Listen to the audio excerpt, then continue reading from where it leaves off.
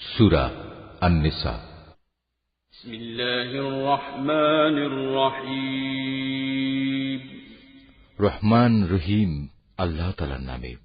মানুষ, তোমরা তোমাদের মালিককে ভয় করো, যিনি তোমাদের একটি মাত্র ব্যক্তি সত্তা থেকে সৃষ্টি করেছেন। অতঃপর তিনি তা থেকে তার জুড়ি পয়দা করেছেন। এরপর তিনি তাদের এই আদি জুড়ি থেকে বহু সংখ্যক নরনারী দুনিয়ায় চারিদিকে ছড়িয়ে দিয়েছেন। হে মানুষ, তোমরা ভয় করো আল্লাহ তাআলাকে, যার পবিত্র নামে তোমরা একে অপরের কাছে অধিকার ও পাওনা দাবি করো, এবং সৃষ্টিতত্ত্বের উৎস গর্ভধারিণী মাকে সম্মান করো। অবশ্যই আল্লাহ তাআলা তোমাদের উপর তীক্ষ্ণ দৃষ্টি রেখে চলেছেন। এতিমদের ধন সম্পদ তাদের কাছে দিয়ে দাও। তাদের ভালো জিনিসের সাথে নিজেদের খারাপ জিনিসের বদল করো না। তাদের সম্পদ সমূহ কখনো নিজেদের মালের সাথে মিলিয়ে হজম করে নিও না। এটা আসলেই একটা জঘন্য পাপ। আর যদি তোমাদের এই আশঙ্কা থাকে যে তোমরা এতিম মহিলাদের মাঝে ন্যায় বিচার করতে পারবে না, তাহলে সাধারণ নারীদের মাঝ থেকে তোমাদের যাদের ভালো লাগে তাদের 2 জন, 3 জন কিংবা 4 জনকে বিয়ে করে নাও। কিন্তু যদি তোমাদের এই ভয় হয় যে তোমরা একের অধিক হলে তাদের মাঝে ইনসাফ করতে পারবে না, তাহলে তোমাদের জন্য একজনই যথেষ্ট, কিংবা যে তোমাদের অধিকারভুক্ত তাদেরই যথেষ্ট মনে করে নাও। মনে রেখো, যৌনতার সীমা লঙ্ঘন থেকে বেঁচে থাকার জন্য এটাই হচ্ছে উত্তম ও সহজতর পন্থা। নারীদের তাদের মোহরানার অঙ্ক একান্ত খুশি মনে তাদের মালিকানায় দিয়ে দাও। অতঃপর তারা যদি নিজেদের মনের খুশিতে এর কিছু অংশ তোমাদের ছেড়ে দেয়, তাহলে তোমরা তা খুশি মনে ভোগ করতে পারো। আল্লাহ তাআলা তোমাদের যে সম্পদকে দুনিয়ায় তোমাদের প্রতিষ্ঠা লাভের উপকরণ হিসেবে বানিয়ে দিয়েছেন, তা এই নির্বোধ লোকেদের হাতে ছেড়ে দিও না। অবশ্যই এ থেকে তাদের খাওয়ার ব্যবস্থা করবে, তাদের পোশাক সরবরাহ করবে, সর্বোপরি তাদের সাথে ভালো কথা বলবে। এতিমদের প্রতি লক্ষ্য রাখতে হবে যতক্ষণ না তারা বিয়ের বয়স পর্যন্ত পৌঁছে। অতঃপর যদি তোমরা তাদের মধ্যে সম্পদ পরিচালনার যোগ্যতা অনুভব করতে পারো, তাহলে তাদের ধন সম্পদ তাদের হাতে তুলে দেবে। তাদের এই ধন সম্পদ তাদের বড় হবার আগেই তাড়াহুড়ো করে হজম করে ফেলো না। এতিমদের পৃষ্ঠপোষক যদি সম্পদশালী হয়, তাহলে সে যেন এই বাড়াবাড়ি থেকে বেঁচে থাকে। তবে হ্যাঁ, যদি সে পৃষ্ঠপোষক গরিব হয়, তাহলে সমাজের প্রচলিত নিয়ম অনুযায়ী সে যেন তা থেকে নিজের পারিশ্রমিক গ্রহণ করে। যখন তোমরা তাদের ধন সম্পদ তাদের ফিরিয়ে দেবে, তখন তাদের উপর সাক্ষী রেখো, যদিও হিসাব গ্রহণের জন্য আল্লাহ তাআলাই যথেষ্ট। তাদের পিতামাতা ও আত্মীয় স্বজনদের রেখে যাওয়া ধন সম্পদে পুরুষদের যেমন নির্দিষ্ট অংশ রয়েছে, একইভাবে নারীদের জন্য সে সম্পদে নির্দিষ্ট অংশ রয়েছে, যা তাদের পিতামাতা ও আত্মীয় স্বজনরা রেখে গেছে। পরিমাণ অল্প হোক কিংবা বেশি, উভয়ের জন্য এর অংশ নির্দিষ্ট করে দেয়া হয়েছে। মৃত ব্যক্তির সম্পদ বন্টনের সময় যখন তার আপনজন, এতিম ও মিসকিনরা সেখানে এসে হাজির হয়, তখন তা থেকে তাদেরও কিছু দেবে এবং তাদের সাথে সুন্দরভাবে কথা বলবে। এতিমদের ব্যাপারে মানুষের এটুকু ভয় করা উচিত, যদি তারা নিজেরা মৃত্যুর সময় এমনি দুর্বল সন্তানদের পেছনে রেখে চলে আসত, তাহলে তাদের ব্যাপারে তারা এভাবেই ভীত শঙ্কিত থাকত। অতএব তাদের ব্যাপারে আল্লাহকে ভয় করে চলা এবং এদের সাথে হামেশাই ন্যায় ইনসাফের কথাবার্তা বলা উচিত। যারা অন্যায়ভাবে এতিমদের মাল সম্পদ ভক্ষণ করে, তারা যেন আগুন দিয়ে নিজেদের পেট ভর্তি করে। অচিরেই এই লোকগুলো জাহান্নামের আগুনে জ্বলতে থাকবে। আল্লাহ তাআলা তোমাদের উত্তরাধিকারে সন্তানদের সম্পর্কে এ মর্মে তোমাদের জন্য এই বিধান জারি করেছেন যে এক ছেলের অংশ হবে 2 কন্যা সন্তানের মতো। কিন্তু উত্তরাধিকারী কন্যারা যদি 2-এর বেশি হয়, তাহলে তাদের জন্য থাকবে রেখে যাওয়া সম্পত্তির 2/3, আর সে কন্যা সন্তান যদি একজন হয়, তাহলে তার অংশ হবে পরিত্যক্ত সম্পত্তির অর্ধেক। মৃত ব্যক্তির সন্তান থাকলে তার পিতামাতা প্রত্যেকের জন্য থাকবে সে সম্পদের 6/1 অপরদিকে মৃত ব্যক্তির যদি কোনো সন্তান না থাকে এবং পিতামাতাই যদি হয় তার একমাত্র উত্তরাধিকারী, তাহলে তার মায়ের অংশ হবে 3/1। যদি মৃত ব্যক্তির কোনো ভাই বোন বেঁচে থাকে, তাহলে তার মায়ের অংশ হবে 6/1। মৃত্যুর আগে সে যে ওসিয়ত করে গেছে এবং তার রেখে যাওয়া ঋণ আদায় করে দেওয়ার পরেই কিন্তু এই সব ভাগ বাটোয়ারা করতে হবে। তোমরা জানো না তোমাদের পিতামাতা ও তোমাদের সন্তান সন্ততির মধ্যে কে তোমাদের জন্য উপকারের দিক থেকে বেশি নিকটবর্তী। অতএব এ হচ্ছে আল্লাহর বিধান। অবশ্যই আল্লাহ তাআলা সকল কিছু সম্পর্কে ওয়াকিবহাল এবং তিনি হচ্ছেন বিজ্ঞ পরম কুশলী। তাদের স্ত্রীদের রেখে যাওয়া সম্পত্তিতে তোমাদের অংশ হচ্ছে অর্ধেক, যদি তাদের কোনো সন্তানাদি না থাকে, আর যদি তাদের সন্তান থাকে তাহলে সে সম্পত্তিতে তোমাদের অংশ হবে 4 ভাগের 1 ভাগ। তারা যে ওসিয়ত করে গেছে কিংবা তাদের ঋণ পরিশোধ করার পরেই কিন্তু তোমরা এই অংশ পাবে। তোমাদের স্ত্রীদের জন্য থাকবে তোমাদের রেখে যাওয়া সম্পত্তির 1/4 যদি তোমাদের কোনো সন্তান না থাকে। যদি তোমাদের সন্তান থাকে তাহলে তারা পাবে রেখে যাওয়া সম্পদের 8 ভাগের 1 ভাগ। মৃত্যুর আগে তোমরা যা ওসিয়ত করে যাবে কিংবা যে ঋণ তোমরা রেখে যাবে তা পরিশোধ করে দেওয়ার পরই এই অংশ তারা পাবে।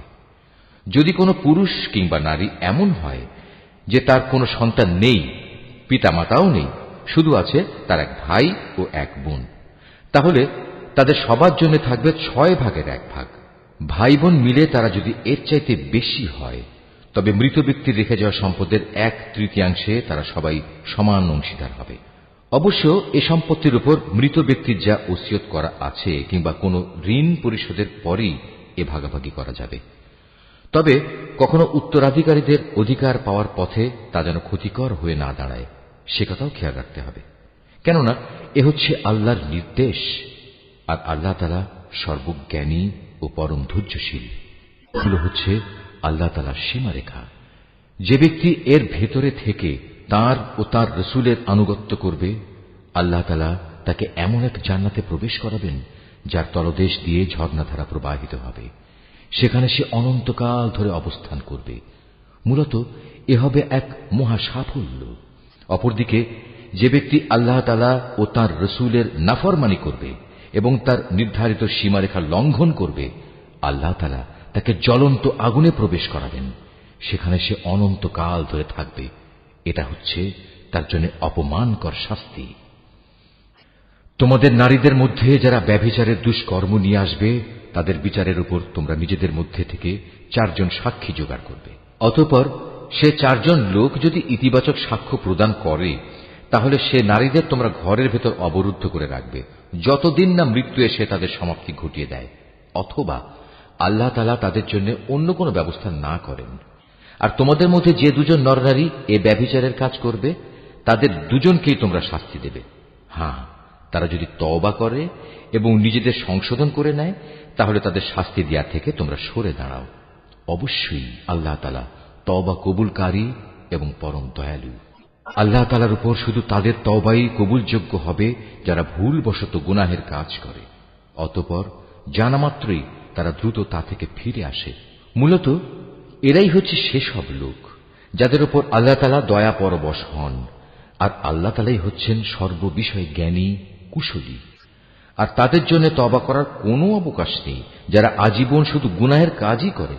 এভাবেই গুনাহের কাজ করতে করতে একদিন তাদের কারো দুয়ারে যখন মৃত্যু এসে হাজির হয় তখন সে বলে, হে আল্লাহ, আমি এখন তওবা করলাম। আসলে তাদের জন্য কোনো তওবা নয় যারা কাফের অবস্থায় ইহুল্লাহ সাঙ্গ করল। এরা হচ্ছে সেসব লোক যাদের জন্য আমি কঠিন যন্ত্রণাদায়ক আযাবের ব্যবস্থা করে রেখেছি। হে মানুষ, তোমরা যারা ঈমান এনেছ, তোমাদের জন্য কখনো জোর করে বিধবা নারীদের উত্তরাধিকারের পণ্য বানানো বৈধ নয়। বিয়ের সময় মোহর হিসেবে যা তোমরা তাদের দিয়েছ তার কোনো অংশ তাদের কাছ থেকে নিয়ে নেওয়ার জন্য তোমরা তাদের অযথা আটক করে রেখো না, যতক্ষণ পর্যন্ত তারা প্রকাশ্য কোনো ব্যভিচারের কাজে লিপ্ত না হয়। তাদের সাথে সৎভাবে জীবন যাপন করো। এমনকি তোমরা যদি তাদের পছন্দ নাও করো, এমনও তো হতে পারে যা কিছু তোমরা পছন্দ করো না তার মধ্যেই আল্লাহ তাআলা তোমাদের জন্য অফুরন্ত কল্যাণ নিহিত রেখে দিয়েছেন। আর যদি তোমরা এক স্ত্রীকে আরেকজন স্ত্রী দ্বারা বদল করার সংকল্প করেই নাও, তাহলে মোহর হিসেবে বিপুল পরিমাণ সোনাদানা দিলেও তার কোনো অংশ তোমরা তার কাছ থেকে ফেরত নিও না। তোমরা কি তাদের উপর মিথ্যা অপবাদ দিয়ে ও সুস্পষ্ট পাপাচার করে তা ফেরত নিতে চাচ্ছ? তোমরা মোহরানার সে অংশটুকু ফেরত নেবেই বা কি করে? অথচ বিভিন্নভাবে তোমরা তো একে অপরের স্বাদ গ্রহণ করেছ। তাছাড়া এর মাধ্যমে তারা তোমাদের কাছ থেকে বিয়ে বন্ধনের পাকাপাকি একটা প্রতিশ্রুতিও আদায় করে নিয়েছিল, যা তোমরা ভেঙে দিয়েছ। নারীদের মধ্যে থেকে যাদের তোমাদের পিতামহরা বিয়ে করেছে তাদের তোমরা কখনো বিয়ে করো না। হ্যাঁ, এই নির্দেশ আসার আগে যা হয়ে গেছে তা তো হয়েই গেছে। এটি আসলেই ছিল এক অশ্লীল নির্লজ্জ কাজ এবং খুবই ঘৃণ্য ও নিকৃষ্ট আচরণ। বিয়ের জন্য তোমাদের উপর হারাম করে দেয়া হয়েছে তোমাদের মা, তোমাদের মেয়ে, তোমাদের বোন, তোমাদের ফুপু, তোমাদের খালা, ভাইদের মেয়ে, বোনদের মেয়ে। আরো হারাম করা হয়েছে সেসব মা যারা তোমাদের বুকের দুধ খাইয়েছে, তোমাদের দুধ খাওয়া সাথী বোন, তোমাদের স্ত্রীদের মা, তোমাদের স্ত্রীদের মাঝে যাদের সাথে তোমরা সহবাস করেছ, তাদের আগের স্বামীর ঔরসজাত মেয়েরা যারা তোমাদের অভিভাবকত্বে রয়েছে। অবশ্য যদি তাদের সাথে তোমাদের শুধু বিয়ে হয়ে থাকে কিন্তু তোমরা কখনো তাদের সাথে সহবাস করনি, তাহলে তাদের আগের স্বামীর মেয়েদের বিয়ে করায় তোমাদের জন্য কোনো দোষ নেই। তোমাদের জন্য তোমাদের নিজেদের ঔরসজাত ছেলেদের স্ত্রীদের হারাম করা হয়েছে। উপরন্তু বিয়ের জন্য তোমাদের উপর দুই বোনকে একত্র করাও হারাম করা হয়েছে। তবে যা কিছু এর আগে সংগঠিত হয়ে গেছে তা তো হয়েই গেছে। সে ব্যাপারে অবশ্যই আল্লাহ তাআলা বড়ই ক্ষমাশীল ও একান্ত দয়াবান। এদের মাঝে আগে থেকেই বিয়ের দুর্গে অবস্থানকারীদেরও তোমাদের জন্য হারাম করা হয়েছে। তবে যেসব নারী যুদ্ধবন্দী হয়ে তোমাদের অধিকারে এসে পড়েছে তারা ব্যতীত। এ হচ্ছে বিয়ের ব্যাপারে তোমাদের উপর আল্লাহ তাআলার বিধান।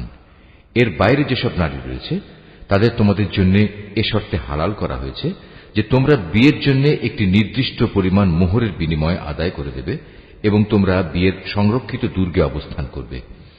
তোমরা অবাধ যৌন স্পৃহা পূরণে নিয়োজিত হবে না। অতঃপর তাদের মধ্যে যাদের তোমরা এর মাধ্যমে উপভোগ করবে তাদের মোহরের বিনিময়ে ফরজ হিসেবে আদায় করে দাও। অবশ্য একবার এ মোহর নির্ধারিত হয়ে যাওয়ার পর যে পরিমাণের উপর তোমরা উভয় একমত হও তাতে কোনো দোষের কিছু নেই। নিশ্চয়ই আল্লাহ তাআলা সর্বজ্ঞ কুশলী। তোমাদের মধ্যে যে ব্যক্তির স্বাধীন ও সম্ভ্রান্ত কোনো ঈমানদার নারীকে বিয়ে করার আর্থিক ও সামাজিক সামর্থ্য না থাকে তাহলে সে যেন তোমাদের অধিকারভুক্ত কোনো ঈমানদার নারীকে বিয়ে করে নেয়। তোমাদের ঈমানের অবস্থা সম্পর্কে তো আল্লাহ তাআলা সম্যক অবগত আছেন। ঈমানের মাপকাঠিতে তোমরা তো একই রকম। অতঃপর তোমরা তাদের অধিকারভুক্তদের অভিভাবকদের অনুমতি নিয়ে বিয়ে করো এবং ন্যায় ইনসাফ ভিত্তিক তাদের যথার্থ মোহরানা দিয়ে দাও। এর উদ্দেশ্য হচ্ছে তারা যেন বিয়ের দুর্গে সুরক্ষিত হয়ে যায়, স্বেচ্ছাচারিণী হয়ে পর পুরুষকে আনন্দ দানের কাজে নিয়োজিত না থাকে। অতঃপর যখন তাদের বিয়ের দুর্গে অবস্থান করে দেয়া হল তখন যদি তারা ব্যভিচারে লিপ্ত হয় তখন তাদের উপর আরোপিত শাস্তির পরিমাণ কিন্তু বিয়ের দুর্গে অবস্থানকারিণী স্বাধীন সম্ভ্রান্ত নারীদের উপর আরোপিত শাস্তির অর্ধেক। তোমাদের মধ্যে যাদের ব্যভিচারে লিপ্ত হবার আশঙ্কা থাকবে শুধু তাদের জন্যই এই রেয়াতটুকু দেয়া হয়েছে। কিন্তু তোমরা যদি ধৈর্য ধারণ করতে পারো অবশ্যই তা তোমাদের জন্য কল্যাণকর এবং আল্লাহ তাআলা একান্ত ক্ষমা পরায়ণ ও পরম দয়ালু। আল্লাহ তাআলা তাঁর বাণীসমূহ তোমাদের কাছে খুলে খুলে বলে দিতে চান এবং তিনি তোমাদের পূর্ববর্তী পুণ্যবান মানুষদের পথে পরিচালিত করতে চান, আর এর মাধ্যমে আল্লাহ তাআলা তোমাদের ক্ষমা অনুগ্রহ করতে চান। আল্লাহ তাআলা সর্বজ্ঞ কুশলী। আল্লাহ তাআলা তোমাদের উপর ক্ষমা পরবশ হবেন। অপরদিকে যারা নিজেদের পাশবিক লালসার অনুসরণ করে তারা চায় তোমরা সে ক্ষমার পথ থেকে বহুদূরে নিক্ষিপ্ত হয়ে গোমরা থেকে যাও।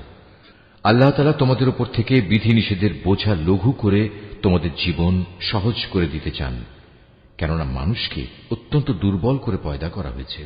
হে মানুষ, তোমরা যারা ঈমান এনেছ কখনো তোমরা একে অপরের ধন সম্পত্তি অন্যায়ভাবে গ্রাস করো না।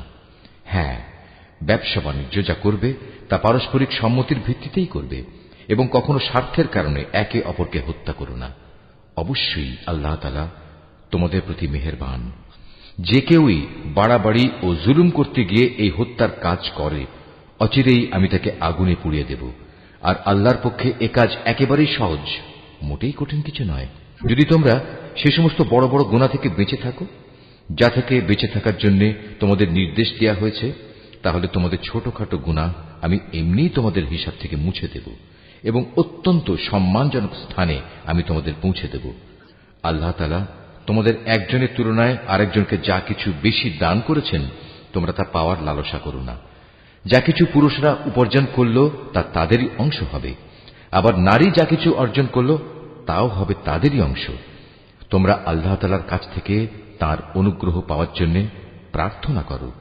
অবশ্যই আল্লাহ তাআলা প্রতিটি বিষয় সম্পর্কে সম্যক ওয়াকিবহাল রয়েছেন। পিতামাতা ও আত্মীয় স্বজনের রেখে যাওয়া সম্পত্তিতে আমি সবার জন্যই অভিভাবক নিযুক্ত করে রেখেছি। যাদের সাথে তোমাদের কোনো চুক্তি কিংবা অঙ্গীকার রয়েছে তাদের পাওনা পুরোপুরি আদায় করে দেবে। আল্লাহ তাআলা অবশ্যই প্রতিটি বিষয়ের উপর সাক্ষী হয়ে আছেন। পুরুষরা হচ্ছে নারীদের কাজকর্মের উপর প্রহরী, তত্ত্বাবধায়ক। কারণ আল্লাহ তাআলা এদের একজনকে আরেকজনের উপর কিছু বিশেষ মর্যাদা প্রদান করেছেন। পুরুষের এই মর্যাদার একটি বিশেষ কারণ হচ্ছে প্রধানত তারাই দাম্পত্য জীবনের জন্য নিজেদের অর্থ সম্পদ ব্যয় করে। অতএব সতীসাধ্যী নারী হবে একান্ত অনুগত। পুরুষদের অনুপস্থিতিতে তারা স্বয়ং আল্লাহর তত্ত্বাবধানে থেকে নিজেদের ইজ্জত, আব্রু ও অন্যান্য সব অদেখা কিছুর রক্ষণাবেক্ষণ করবে। আর যখন কোন নারীর অবাধ্যতার ঔদ্ধত্যের ব্যাপারে তোমরা আশঙ্কা করো, তখন তোমরা তাদের ভালো কথার উপদেশ দাও। তা কার্যকর না হলে তাদের সাথে একই বিছানায় থাকা ছেড়ে দাও। তাতেও যদি তারা ভালো না হয়, তাহলে চূড়ান্ত ব্যবস্থা হিসেবে তাদের মৃদু প্রহার করো। তবে যদি তারা এমনি অনুগত হয়ে যায়, তাহলে তাদের খামোখা কষ্ট দেওয়ার জন্য অজুহাত খুঁজে বেরিও না। অবশ্যই আল্লাহ তাআলা সর্বশ্রেষ্ঠ ও সবার চাইতে মহান। আর যদি তাদের স্বামী স্ত্রী এ দুজনের মাঝে বিচ্ছেদের আশঙ্কা দেখা দেয়, তাহলে তার পক্ষ থেকে একজন সালিশ এবং তার স্ত্রীর পক্ষ থেকে একজন সালিশ নিযুক্ত করো। আসলে উভয়ে যদি নিজেদের নিষ্পত্তি চায়, তাহলে আল্লাহ তাআলা তাদের পুনরায় মীমাংসায় পৌঁছার তৌফিক দেবেন। আল্লাহ তাআলা নিশ্চয়ই সম্যক জ্ঞানী, সর্ববিষয়ে ওয়াকিবহাল। তোমরা এক আল্লাহ তাআলার ইবাদত করো, কোনো কিছুকেই তার সাথে অংশীদার বানিও না, এবং পিতামাতার সাথে ভালো ব্যবহার করো। আরও যারা তোমাদের ঘনিষ্ঠ আত্মীয়, এতিম, মিসকিন, আত্মীয় প্রতিবেশী, অনাত্মীয় প্রতিবেশী, তোমার পথচারী সঙ্গী ও তোমার অধিকারভুক্ত দাস দাসী, তাদের সবার সাথেও ভালো ব্যবহার করো। অবশ্যই আল্লাহ তাআলা এমন মানুষকে কখনো পছন্দ করেন না যে অহংকারী ও দাম্ভিক। আল্লাহ তাআলা এমন ধরনের লোকদেরও ভালোবাসেন না যারা নিজেরা যেমন কার্পণ্য করে তেমনি অন্যদেরও কার্পণ্য করার আদেশ করে। তাছাড়া আল্লাহ তাআলা তাদের যা কিছু ধন সম্পদের অনুগ্রহ দান করেছেন তারা তা লুকিয়ে রাখে। আমি কাফেরদের জন্য এক লাঞ্ছনাদায়ক শাস্তির ব্যবস্থা করে রেখেছি। আল্লাহ তাআলা তাদেরও পছন্দ করেন না যারা লোক দেখানোর উদ্দেশ্যে নিজেদের ধন সম্পদ ব্যয় করে। তারা আল্লাহ তাআলা এবং শেষ বিচারের দিনকেও বিশ্বাস করে না। আর শয়তান যদি কোনো ব্যক্তির সাথী হয়, তাহলে বুঝতে হবে সে বড়ই খারাপ সাথী পেল। দুর্যোগ তাদের উপর দিয়ে বয়ে যেত যদি তারা শয়তানকে সাথী বানানোর বদলে আল্লাহ তাআলার উপর ঈমান আনত এবং ঈমান আনত পরকাল দিবসের উপর। সর্বোপরি আল্লাহ তাআলা তাদের যা কিছু দান করেছেন তা থেকে তারা খরচ করত।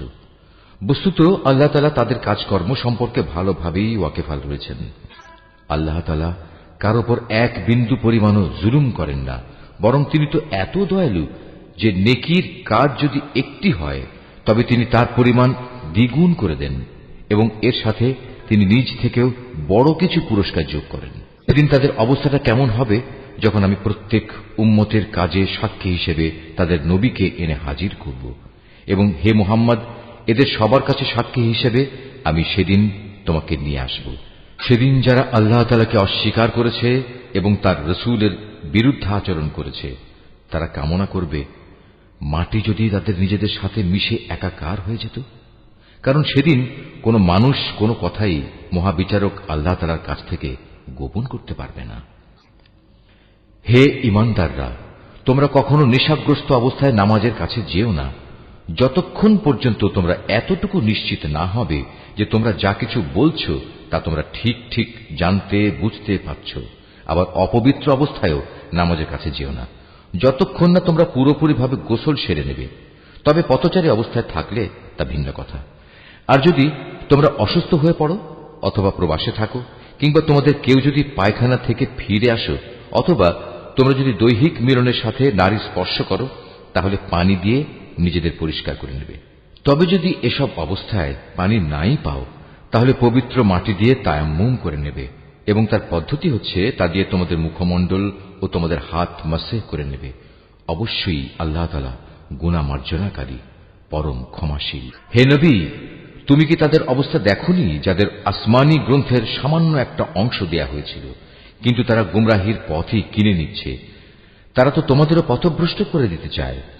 তোমাদের দুশমনদের আল্লাহ তাআলা ভালো করে জানেন।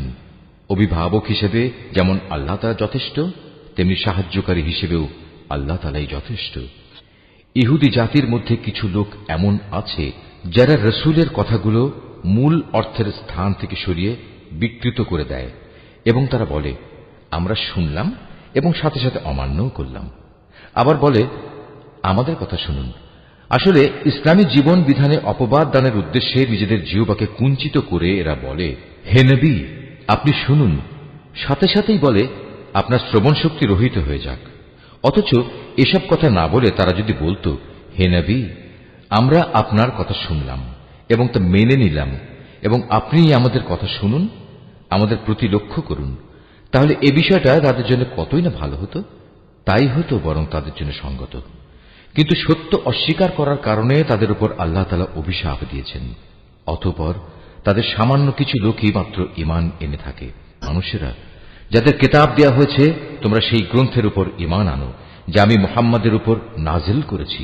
এ হচ্ছে এমন এক কিতাব যা তোমাদের কাছে মজুদ পূর্ববর্তী কিতাবের সত্যতা স্বীকার করে। ঈমান আনো সে সময় আসার আগে, যখন আমি পাপিষ্ঠদের চেহারাসমূহ বিকৃত করে তাকে উল্টো দিকে ঘুরিয়ে দেব, অথবা ইহুদিদের পবিত্র দিন শনিবারের অবমাননাকারীদের প্রতি আমি যেভাবে অভিশাপ নাজিল করেছি, তেমনি কোন বড় বিপর্যয় আসার আগে ঈমান আনো। আর আল্লাহ তাআলার হুকুম সে তো অবধারিত। নিঃসন্দেহে আল্লাহ তাআলা কখনো সে গুনাহ মাফ করবেন না যেখানে তার সাথে কাউকে শরীক করা হয়। এছাড়া অন্য সব গুনাহ তিনি যাকে ইচ্ছা ক্ষমা করে দেন। যে ব্যক্তি আল্লাহর সাথে কাউকে অংশীদার বানালো, সে সত্যি একটা বড় ধরনের মিথ্যা রচনা করল এবং একটা মহা পাপে নিজেকে জড়ালো। নবী, তুমি কি তাদের অবস্থা দেখোনি যারা নিজেদের খুব পবিত্র মনে করে, অথচ আল্লাহ তাআলা যাকে ইচ্ছা তাকেই পবিত্র করেন, এবং যারা অপবিত্র তাদের উপর এক বিন্দু পরিমাণও জুলুম করা হবে না। এদের প্রতি তাকিয়ে দেখো কিভাবে এরা আল্লাহ তাআলা সম্পর্কে মিথ্যা অপবাদ রটিয়ে যাচ্ছে। প্রকাশ্য গুনাহ হিসাবে এটাই তো এদের জন্য যথেষ্ট। তুমি কি তাদের অবস্থা দেখোনি যাদের আল্লাহ তাআলার কিতাবের কিছু অংশ দান করা হয়েছিল?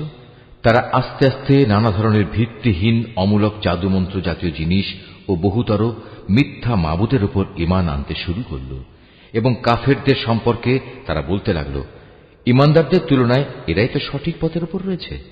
এরাই হচ্ছে সেই হতভাগ্য মানুষগুলো যাদের উপর আল্লাহ তাআলা অভিসম্পাত করেছেন। আর আল্লাহ তাআলা যার উপর অভিশাপ পাঠান তার জন্য তুমি কোনো সাহায্যকারী পাবে না। অথবা এরা কি মনে করে যে তাদের ভাগে রাজত্ব ও প্রাচুর্য সংক্রান্ত কিছু বরাদ্দ করা আছে? যদি সত্যি সত্যি তেমন কিছু এদের দেয়া হতো, তাহলে এরা তো খেজুর পাতার একটি ঝিল্লিও কাউকে দিতে চাইত না। অথবা এরা কি অন্যান্য মানব সন্তানদের ব্যাপারে হিংসা বিদ্বেষ পোষণ করে, যাদের আল্লাহ তাআলা নিজস্ব ভাণ্ডার থেকে জ্ঞান, কৌশল ও রাজনৈতিক ক্ষমতা দান করেছেন? অথচ আমি তো ইব্রাহিমের বংশধরদেরও আমার গ্রন্থ ও সেই গ্রন্থলব্ধ জ্ঞান বিজ্ঞান দান করেছিলাম। এর সাথে আমি তাদের এক বিশাল পরিমাণ রাজত্বও দান করেছিলাম।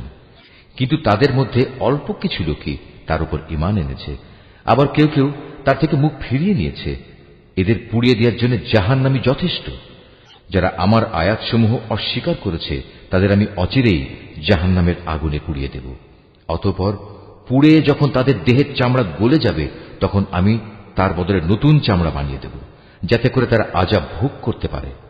অবশ্যই আল্লাহ তাআলা মহাপরাক্রমশালী, বিজ্ঞ, কুশলী। যারা আমার আয়াতসমূহ বিশ্বাস করেছে এবং ভালো কাজ করেছে, তাদের অচিরেই আমি এমন এক জান্নাতে প্রবেশ করাবো যার পাদদেশ দিয়ে ঝর্ণাধারা প্রবাহিত হবে। সেখানে তারা থাকবে চিরকাল।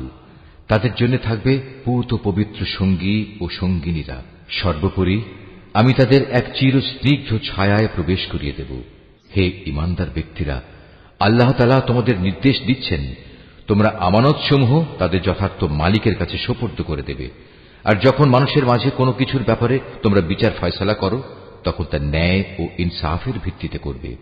আল্লাহ তাআলা তোমাদের যা কিছু উপদেশ দেন তা সত্যিই সুন্দর। আল্লাহ তাআলা সবকিছু দেখেন এবং শোনেন।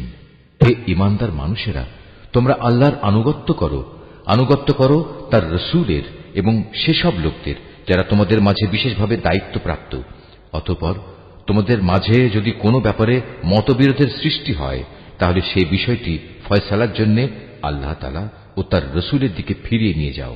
যদি তোমরা সত্যিকার অর্থে আল্লাহর উপর এবং শেষ বিচারের দিনের উপর ঈমান এনে থাকো, তাহলে এই পদ্ধতি হবে তোমাদের বিরোধ মীমাংসার সর্বোৎকৃষ্ট উপায়, এবং বিরোধপূর্ণ বিষয়সমূহের ব্যাখ্যার দিক থেকেও এটি হচ্ছে উত্তম পন্থা।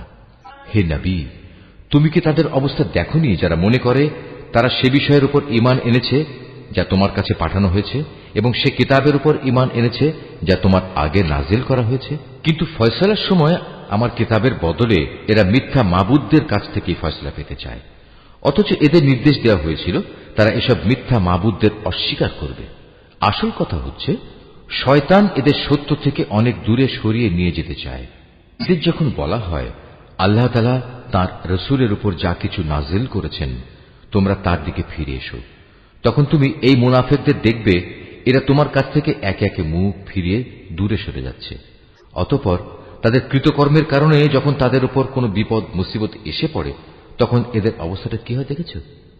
তারা তখন সবাই তোমার কাছে ছুটে আসে এবং আল্লাহর নামের কসম করে তোমাকে বলে, আমরা তো কল্যাণ ও সম্প্রীতি ছাড়া আর কিছুই চাইনি। এদের মনের ভেতর কি অভিসন্ধি লুকিয়ে আছে তা আল্লাহ তাআলা ভালো করে জানেন। তাই তুমি এদের এড়িয়ে চলো। তুমি এদের ভালো উপদেশ দাও এমন সব কথায় যা তাদের অন্তর ছুঁয়ে যায়। তুমি আরো বলো, আমি যখনই কোনো জনপদে কোনো রসূল পাঠিয়েছি তাকে এজন্যই পাঠিয়েছি যে আল্লাহর নির্দেশ অনুযায়ী সেখানে তার শর্তহীন আনুগত্য করা হবে। যখনই তারা নিজেদের উপর কোনো জুলুম করবে তখনই তারা তোমার কাছে ছুটে আসবে এবং নিজেদের কৃতকর্মের জন্য আল্লাহ তাআলার কাছে ক্ষমা প্রার্থনা করবে। আল্লাহর রসূলও তাদের জন্য ক্ষমা চাইবে। এমত অবস্থায় তারা অবশ্যই আল্লাহকে পরম ক্ষমাশীল ও অতীব দয়ালু হিসেবে দেখতে পাবে। না, আমি তোমার মালিকের শপথ করে বলছি, এরা কিছুতেই ঈমানদার হতে পারবে না যতক্ষণ না তারা তাদের যাবতীয় মতবিরোধের ফয়সালায় তোমাকে শর্তহীনভাবে বিচারক মেনে নেবে। অতঃপর তুমি যা ফয়সালা করবে সে ব্যাপারে তাদের মনে আর কোনো দ্বিধাদ্বন্দ্ব থাকবে না, বরং তোমার সিদ্ধান্ত তারা সর্বান্তঃকরণে মেনে নেবে। আমি যদি তাদের উপর এ আদেশ জারি করতাম যে তোমরা নিজেদের জীবন বিসর্জন দাও অথবা তোমরা নিজেদের ভিটে মাটি ছেড়ে অন্যত্র চলে যাও, তাহলে তাদের মধ্যে সামান্য সংখ্যক মানুষই তা করত। যেসব উপদেশ তাদের দেয়া হয়েছে তা যদি তারা মেনে চলত তবে তা তাদের জন্য খুবই কল্যাণকর হতো এবং তাদের মানসিক স্থিরতাও এতে করে মজবুত হতো। তাহলে আমিও আমার পক্ষ থেকে এজন্য তাদের বড় ধরনের পুরস্কার দিতাম, উপরন্তু আমি তাদের সরল পথও দেখিয়ে দিতাম। যারা আল্লাহ তাআলা ও তার রসূলের আনুগত্য করে তারা শেষ বিচারের দিন সেসব পুণ্যবান মানুষদের সাথে থাকবে যাদের উপর আল্লাহ তাআলা প্রচুর নিয়ামত বর্ষণ করেছেন। এরা হচ্ছে নবী রসূল যারা হেদায়েতের সত্যতা স্বীকার করেছে, আল্লাহর পথে জীবন উৎসর্গকারী শহীদ ও অন্যান্য নেককার মানুষ সাথী হিসাবে এরা সত্যি উত্তম। এ হচ্ছে আল্লাহ তাআলার কাছ থেকে অনুগ্রহ। মূলত কোনো কিছু জানার জন্য আল্লাহ তাআলাই যথেষ্ট। হে ঈমানদাররা, শত্রুর মোকাবেলায় তোমরা সর্বদা তোমাদের সতর্কতা গ্রহণ করো। অতঃপর হয় দলে দলে বিভক্ত হবে কিংবা একসঙ্গে শত্রুর মোকাবেলা করো। তোমাদের মধ্যে অবশ্যই এমন মুনাফিক লোক থাকবে যে যুদ্ধের ব্যাপারে গড়িমসি করবে। তোমাদের উপর কোনো বিপদ মুসিবত এলে সে বলবে, আল্লাহ তাআলা সত্যিই আমার উপর বড় অনুগ্রহ করেছেন, কেননা আমি সে সময় তাদের সাথে ছিলাম না। আর যদি তোমাদের উপর আল্লাহ তাআলার পক্ষ থেকে বিজয়ের অনুগ্রহ আসে তখন সে এমন ভাবে বলে যেন তার সাথে তোমাদের কোন রকম বন্ধুত্বই ছিল না। সে তখন আরো বলে, কতই না ভালো হতো যদি আমি তাদের সাথে থাকতাম, তাহলে আজ আমিও অনেক বড় সফলতা অর্জন করতে পারতাম। যেসব মানুষ পরকালের বিনিময়ে এ পার্থিব জীবন ও তার সুখ স্বাচ্ছন্দ্য বিক্রি করে দিয়েছে সেসব মানুষের উচিত আল্লাহ তাআলার পথে লড়াই করা, কারণ যে আল্লাহর পথে লড়াই করবে সে এ পথে জীবন বিলিয়ে দেবে কিংবা সে বিজয় লাভ করবে। অচিরেই আমি তাকে এই উভয় অবস্থার জন্যই বিরাট পুরস্কার দেব। তোমাদের একই হয়েছে, তোমরা আল্লাহর পথে সেসব অসহায় নরনারী ও দুস্থ শিশু সন্তানদের বাঁচাবার জন্য লড়াই করো না যারা নির্যাতনে কাতর হয়ে ফরিয়াদ করছে। হে আমাদের মালিক, আমাদের এই জালেমদের জনপদ থেকে বের করে অন্য কোথাও নিয়ে যাও। অতঃপর তুমি আমাদের জন্য তোমার কাছ থেকে একজন অভিভাবক পাঠিয়ে দাও। তোমার কাছ থেকে আমাদের জন্য একজন সাহায্যকারী পাঠাও। যারা আল্লাহ তাআলা ও তার রাসূলের উপর ঈমান এনেছে তারা সর্বদা আল্লাহর পথে যুদ্ধ করে, আর যারা আল্লাহ তাআলাকে অস্বীকার করেছে তারা লড়াই করে মিথ্যা মাবুদদের সপক্ষে। অতএব তোমরা যুদ্ধ করো শয়তান ও তার চেলাচামুন্ডাদের বিরুদ্ধে। তোমরা সাহস হারিও না, কারণ শয়তানের ষড়যন্ত্র খুবই দুর্বল। হে নবী, তুমি কি তাদের অবস্থা দেখোনি যাদের প্রথম দিকে যখন বলা হয়েছিল তোমরা আপাতত লড়াই থেকে নিজেদের হাত গুটিয়ে রাখো, এখন নামাজ প্রতিষ্ঠা করো এবং যাকাত প্রদান করো। তখন তারা জিহাদের জন্য অস্থির হয়ে পড়েছিল, অথচ যখন পরবর্তী সময়ে তাদের উপর সত্যি সত্যের লড়াইয়ের হুকুম নাজিল করা হলো তখন এদের একদল লোক তো প্রতিপক্ষের মানুষদের এমনভাবে ভয় করতে শুরু করল যেমনি ভয় শুধু আল্লাহ তাআলাকেই করা উচিত, ক্ষেত্র বিশেষে তার চাইতেও বেশি।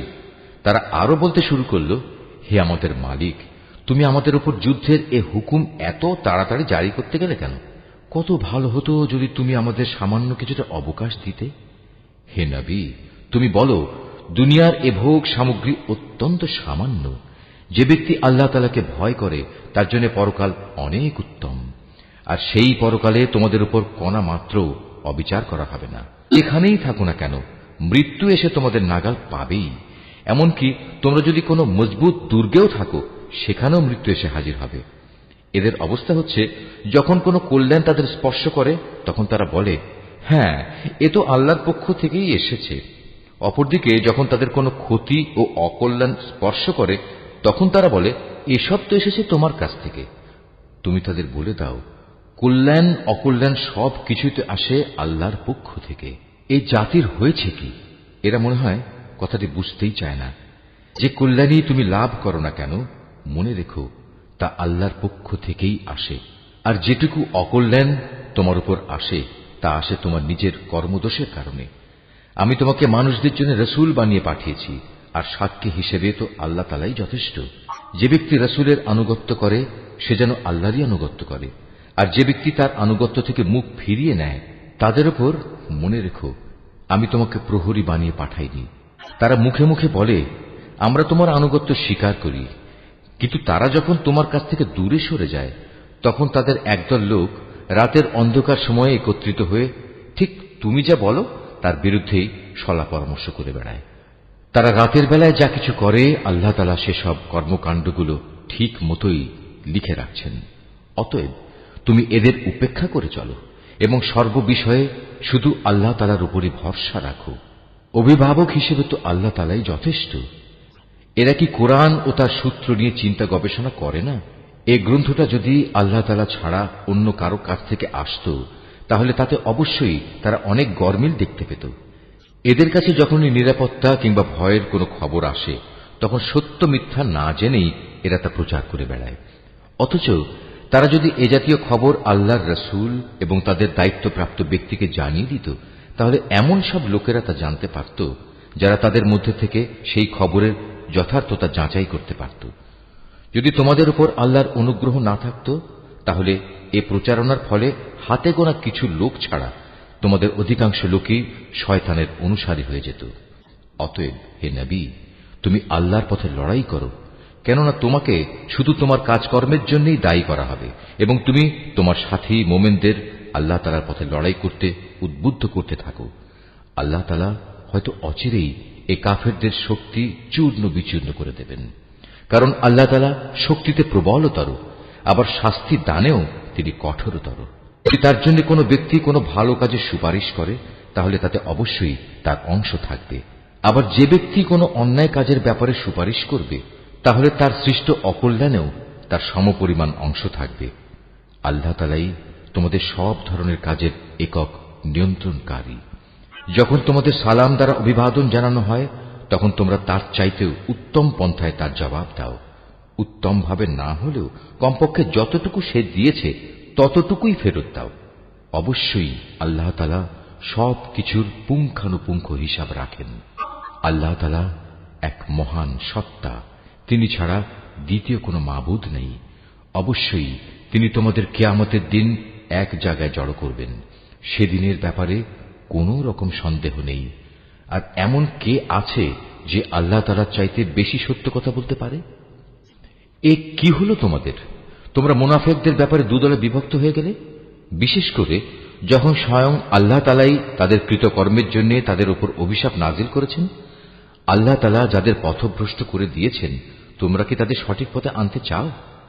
বস্তুত আল্লাহ তাআলা যাকে পথভ্রষ্ট করেন তার জন্য তুমি কোনো পথে খুঁজে পাবে না। তারা তো এটাই কামনা করে যে তারা যেভাবে কুফরি করেছে তোমরাও তেমনি কুফরি করো, তাহলে তোমরা উভয়ে একই রকম হয়ে যেতে পারো। কাজেই তুমি তাদের মধ্যে থেকে কাউকেও নিজের বন্ধুরূপে গ্রহণ করো না, যতক্ষণ না তারা আল্লাহ তাআলার পথে নিজেদের ভিটে মাটি ছেড়ে ঈমানের প্রমাণ না দেবে। আর যদি তারা হিজরতের এ কাজটি না করে, তাহলে তোমরা তাদের যেখানেই পাবে গ্রেফতার করবে এবং যুদ্ধরত শত্রুদের সহযোগিতা করার জন্য তাদের হত্যা করবে। আর কোনো অবস্থায় তাদের মধ্যে থেকে কাউকে তোমরা বন্ধু ও সাহায্যকারী হিসেবে গ্রহণ করো না। তাদের কথা আলাদা, যারা তোমাদের সাথে চুক্তিবদ্ধ কোনো একটি সম্প্রদায়ের সাথে এসে মিলিত হবে। আবার তাদের ব্যাপারও নয়, যারা তোমাদের সামনে এমন মানসিক অবস্থা নিয়ে আসে যে মূলত তাদের অন্তর তোমাদের সাথে যেমনি লড়াই করতে বাধা দেয়, তেমনি নিজেদের জাতির বিরুদ্ধেও তাদের লড়াই করতে বাধা দেয়। অপরদিকে আল্লাহ তাআলা যদি চাইতেন, তিনি তোমাদের উপর এদের ক্ষমতাবান করে দিতে পারতেন। তেমন অবস্থায় তারা অবশ্যই তোমাদের সাথে লড়াই করত। অতএব এরা যদি তোমাদের কাছ থেকে আলাদা হয়ে যায়, ময়দানের লড়াই থেকে বিরত থাকে এবং তোমাদের কাছে শান্তি ও সন্ধির প্রস্তাব পাঠায়, তাহলে তাদের বিরুদ্ধে অভিযানের কোন পন্থাই আল্লাহ তাআলা তোমাদের জন্য উন্মুক্ত রাখেননি। এই মুনাফিকদের মাঝে তোমরা এমন আরেক দল পাবে, যারা তোমাদের দিক থেকে যেমন শান্তি ও নিরাপত্তা পেতে চায়, তেমনি তারা তাদের নিজেদের জাতির কাছ থেকেও নিরাপত্তা ও নিশ্চয়তা পেতে চায়। কিন্তু এদের যখনই কোনো বিপর্যয় সৃষ্টির কাজের দিকে ডাক দেয়া হবে, তখন সাথে সাথেই এরা তোমাদের বিরুদ্ধে ঝাঁপিয়ে পড়বে। এরা যদি সত্যিই তোমাদের সাথে যুদ্ধ করা থেকে সরে না দাঁড়ায় এবং কোনো শান্তি ও সন্ধি প্রস্তাব তোমাদের কাছে পেশ না করে এবং নিজেদের অস্ত্র সংবরণ না করে, তাহলে তাদের তোমরা যেখানেই পাবে গ্রেফতার করবে এবং চরম বিদ্রোহের জন্য তাদের তোমরা হত্যা করবে। মূলত এরাই হচ্ছে সেসব লোক যাদের উপর আমি তোমাদের সুস্পষ্ট ক্ষমতা দান করেছি।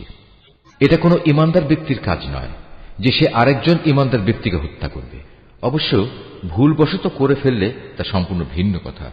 যদি কোনো ইমানদার ব্যক্তি আরেকজন ইমানদার ব্যক্তিকে ভুল করে হত্যা করে, তাহলে তার বিনিময় হচ্ছে সে একজন দাস মুক্ত করে দেবে এবং তার সাথে নিহত ব্যক্তির পরিবার পরিজনকে তার রক্তের ন্যায়সঙ্গত মূল্য পরিশোধ করে দেবে।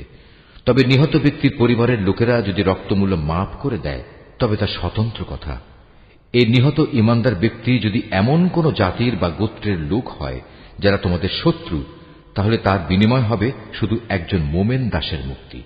অপরদিকে নিহত ব্যক্তি যদি এমন এক সম্প্রদায়ের কেউ হয়ে থাকে যাদের সাথে তোমাদের কোনো সন্ধি চুক্তি বলবৎ আছে, তবে তার রক্তের মূল্য আদায় করা ও একজন ইমানদার দাসের মুক্তিও অপরিহার্য। যে ব্যক্তি মুক্ত করার জন্য কোনো দাস পাবে না, তার বিধান হচ্ছে ক্রমাগত 2 মাসের রোজা রাখা। এ হচ্ছে আল্লাহ তাআলার পক্ষ থেকে মানুষের তওবা কবুল করানোর ব্যবস্থা মাত্র। বস্তুত আল্লাহ তাআলা সর্বজ্ঞ, কুশলী। যে ব্যক্তি ইচ্ছাকৃতভাবে কোনো ইমানদার ব্যক্তিকে হত্যা করবে, তার শাস্তি হচ্ছে জাহান্নাম। সেখানে সে অনন্তকাল ধরে পড়ে থাকবে। আল্লাহ তাআলা তার উপর ভয়ানক রুষ্ট, তাকে তিনি লানত দেন। আল্লাহ তাআলা তার জন্য যন্ত্রণাদায়ক আযাব প্রস্তুত করে রেখেছেন। এই ইমানদার ব্যক্তিরা, তোমরা যখন আল্লাহ তাআলার পথে জিহাদের রাস্তায় বের হবে, তখন বিচার বুদ্ধি প্রয়োগ করবে। কোন ব্যক্তি কিংবা সম্প্রদায় যখন তোমাদের সামনে শান্তি ও সন্ধির প্রস্তাব পেশ করে, তখন কিছু বৈষয়িক ধন সম্পদের প্রত্যাশায় তাকে তোমরা বলো না যে না, তুমি ইমানদার নও। আসলে আল্লাহ তাআলার কাছে অনায়াসলভ্য সম্পদ প্রচুর রয়েছে, সম্পদের প্রচুর ভাণ্ডার পড়ে আছে। আগে তোমরাও ছিলে এমনি, অতঃপর আল্লাহ তাআলা তোমাদের উপর অনুগ্রহ করেছেন। কাজেই তোমরা বিষয়টি যাচাই বাছাই করে নিও। তোমরা যা কিছুই করো, আল্লাহ তাআলা সে ব্যাপারে সম্যক অবগত আছেন। মুমিনদের মাঝে যারা কোন রকম শারীরিক পঙ্গুত্ব ও অক্ষমতা না থাকা সত্ত্বেও বসে থেকেছে, আর যারা নিজেদের জান ও মাল দিয়ে আল্লাহ তাআলার পথে জিহাদে অবতীর্ণ হয়েছে, এরা উভয়ে কখনো সমান নয়। ঘরে বসে থাকা লোকদের তুলনায় ময়দানের মুজাহিদদের, যারা নিজেদের জান মাল দিয়ে আল্লাহ তাআলার পথে জিহাদ করেছে, আল্লাহ তাআলা তাদের উঁচু মর্যাদা দান করেছেন। জিহাদ তখনও ফরজ ঘোষিত না হওয়ায় এদের সবার জন্য আল্লাহ তাআলা উত্তম পুরস্কারের ওয়াদা করেছেন।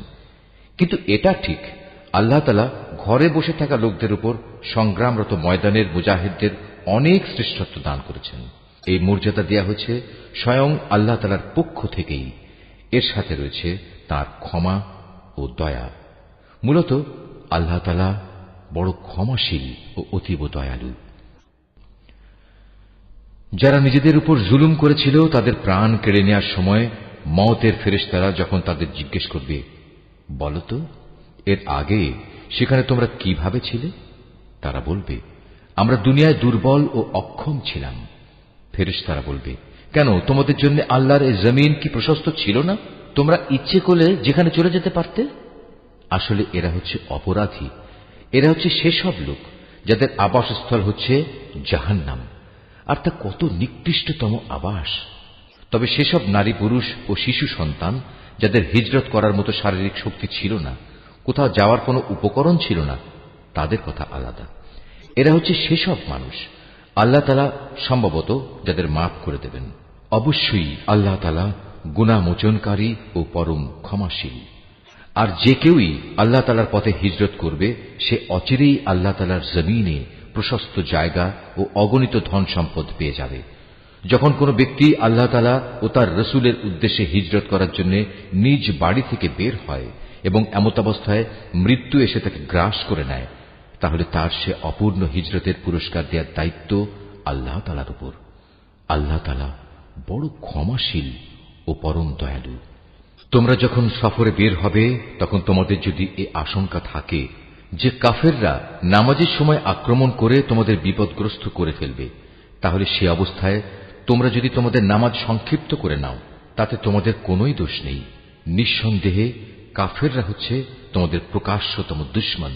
নবী, তুমি যখন মুসলমানদের মাঝে অবস্থান করবে এবং যুদ্ধাবস্থায় যখন তুমি তাদের ইমামতির জন্য নামাজে দাঁড়াবে, তখন যেন তাদের একদল লোক তোমার সাথে নামাজে দাঁড়ায় এবং তারা যেন তাদের অস্ত্র সাথে নিয়ে সতর্ক থাকে। অতঃপর তারা যখন নামাজের সিজদা সম্পন্ন করে নেবে তখন তারা তোমাদের পেছনে থাকবে। দ্বিতীয় দল যারা নামাজ তখনও পড়েনি তারা তোমার সাথে এসে নামাজ আদায় করবে, কিন্তু সর্বাবস্থায় তারা যেন সতর্কতা অবলম্বন করে এবং সশস্ত্র অবস্থায় থাকে।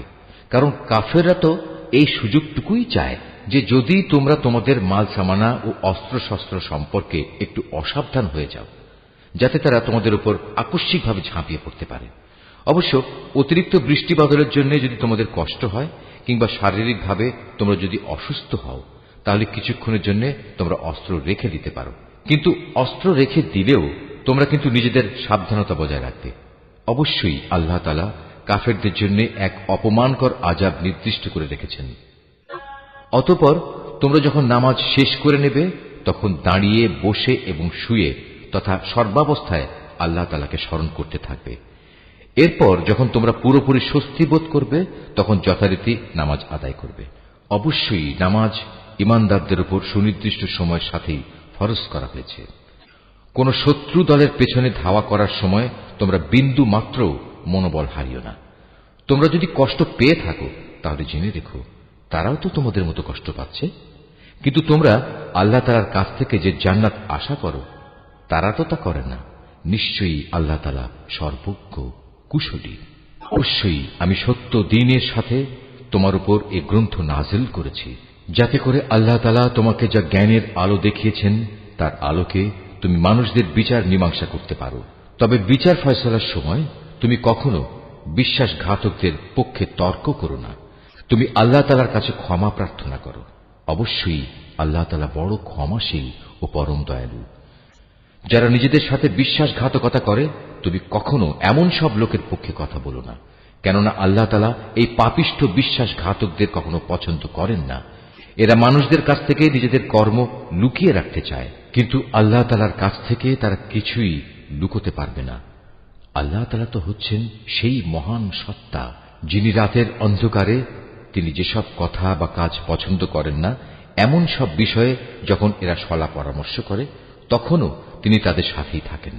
এরা যা কিছু করে তা সম্পূর্ণ আল্লাহ তাআলার জ্ঞানের পরিধির আওতাধীন। হ্যাঁ, এরাই হচ্ছে সেসব লোক যাদের সঠিক ঘটনা না জানার কারণে দুনিয়ার জীবনে তোমরা যাদের পক্ষে তর্ক করেছ, কিন্তু কিয়ামতের দিনে আল্লাহ তাআলার সামনে কে তাদের পক্ষে কথা বলবে, কিংবা সেদিন কে তাদের উপর অভিভাবক হবে? যে ব্যক্তি গুনাহের কাজ করে অথবা গুনাহ করে নিজের উপর নিজেই অবিচার করে, অতঃপর এজন্য যখন সে আল্লাহ তাআলার কাছে ক্ষমা প্রার্থনা করে, তখন সে অবশ্যই আল্লাহ তাআলাকে পরম ক্ষমাশীল ও অতীব দয়ালু হিসাবে পাবে। যে ব্যক্তি কোনো গুনাহের কাজ করল, সে কিন্তু এর দ্বারা নিজেই নিজের ক্ষতি সাধন করল। আল্লাহ তাআলা সবকিছুই জানেন, তিনি কুশলী। যে ব্যক্তি একটি অন্যায় কিংবা পাপ কাজ করল, কিন্তু সে দোষ চাপিয়ে দিল একজন নির্দোষ ব্যক্তির ওপর, এ কাজের ফলে সে প্রকারান্তরে সাংঘাতিক একটা অপবাদ ও জঘন্য গুনাহের বোঝা নিজের ঘাড়ে উঠিয়ে নিল। এ পরিস্থিতিতে যদি তোমার উপর আল্লাহ তাআলার অনুগ্রহ ও দয়া না থাকত, তাহলে এদের একদল লোক তো তোমাকে প্রায় ভুল পথে পরিচালিত করেই ফেলেছিল। যদিও তারা এই আচরণ দিয়ে তাদের নিজেদের ছাড়া অন্য কাউকেই পথভ্রষ্ট করতে পারছিল না। অবশ্য তাদের এই প্রতারণামূলক কাজ দ্বারা তারা তোমার কোনোই ক্ষতি সাধন করতে সক্ষম হতো না, কারণ আল্লাহ তাআলা তাঁর গ্রন্থ ও সে গ্রন্থলব্ধ কলা কৌশল তোমার উপর নাজিল করেছেন, এবং তিনি তোমাকে এমন সবকিছুর জ্ঞান শিক্ষা দিয়েছেন যা আগে তোমার জানা ছিল না। তোমার উপর আল্লাহ তাআলার অনুগ্রহ ছিল অনেক বড়। এদের অধিকাংশ গোপন সলা পরামর্শের ভেতরই কোনো কল্যাণ নিহিত নেই। তবে যদি কেউ এর দ্বারা কাউকে কোনো দান খয়রাত, সৎ কাজ ও অন্য মানুষের মাঝে শান্তি ও সম্প্রীতি স্থাপনের আদেশ দেয়, তা ভিন্ন কথা।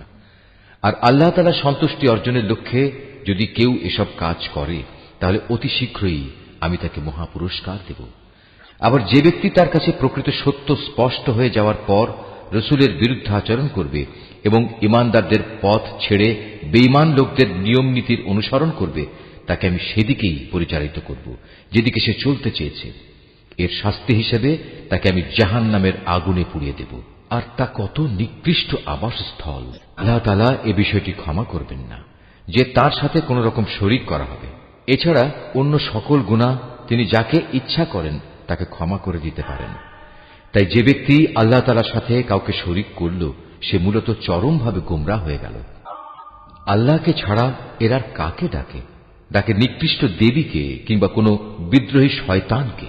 তার উপর আল্লাহ তাআলা অভিশাপ বর্ষণ করেছেন, কারণ সে আল্লাহকে চ্যালেঞ্জ দিয়ে বলেছিল, আমি তোমার বান্দাদের এক অংশকে নিজের দলে শামিল করেই ছাড়ব। সে আরো বলেছিল, আমি অবশ্যই তোমার বান্দাদের গোমরাহ করে দেব, আমি অবশ্যই তাদের হৃদয়ে নানা প্রকারের মিথ্যা কামনা বাসনা জাগিয়ে তুলব, এবং আমি তাদের নির্দেশ দেব যেন তারা কুসংস্কারে লিপ্ত হয়ে জন্তু জানোয়ারের কান ছিদ্র করে দেয়। আমি তাদের আরো নির্দেশ দেব যেন তারা আল্লাহ তাআলার সৃষ্টিকে বিকৃত করে দেয়। মূলত যে কোনো ব্যক্তি আল্লাহ তাআলার বদলে শয়তানকে নিজের পৃষ্ঠপোষক বানিয়ে নেবে, সে এক সুস্পষ্ট ক্ষতি ও লোকসানের সম্মুখীন হবে। ঈমানদাররা, তোমরা সর্বদাই ইনসাফের উপর দৃঢ়ভাবে প্রতিষ্ঠিত থেকো এবং আল্লাহ তাআলার জন্য সত্যের সাক্ষী হিসেবে নিজেকে পেশ করো। যদি এ কাজটি তোমরা নিজের পিতামাতার কিংবা নিজের আত্মীয় স্বজনের উপরেও আসে, তবুও তা তোমরা মনে রাখবে, সে ব্যক্তি ধনী হোক কিংবা গরিব, এটা কখনো দেখবে না। কেননা তাদের উভয়ের চাইতে আল্লাহ তাআলার অধিকার অনেক বেশি।